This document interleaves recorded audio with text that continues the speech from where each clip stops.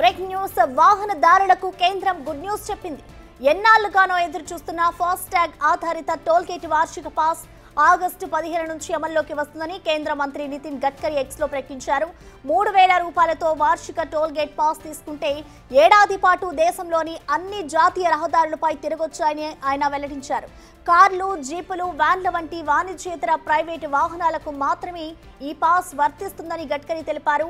అయితే 200 toll gates దాటే వరకు మాత్రమే ఈ పాస్ చెల్లుబాటు అవుతుంది. అంటే 3000 రూపాయల టోల్ గేట్ వార్షిక పాస్ ఏడాది పాటు లేదా 200 టోల్ గేట్స్ దాటే వరకు అమల్లో ఉంటుందన్నమాట. ఒకసారి టోల్ గేట్ వార్షిక పాస్ తీసుకున్న తర్వాత ఏడాదిలోపే 200 టోల్ గేట్స్ దాటితే మళ్ళీ 3000 రూపాయలు చెల్లించి పాస్ రెన్యువల్ చేసుకోవాల్సి ఉంటుంది.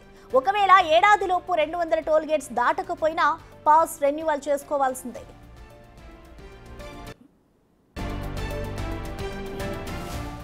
ఈ పాస్ ద్వారా దేశవ్యాప్తంగా జాతీయ రహదారులపై సౌకర్యవంతమైన ప్రయాణాన్ని అందించడమే లక్ష్యమని గడ్కరీ తెలిపారు.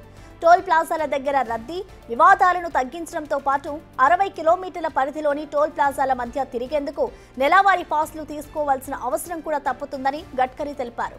ఇక ఈ పాస్ యాక్టివేషన్, రెన్యువల్ కోసం రాజ్మార్గ్ యాత్ర యాప్, NHAI మోర్ట్ అధికారిక వెబ్సైట్లలో లింక్ అందుబాటులో ఉంటుందని పేర్కొన్నారు.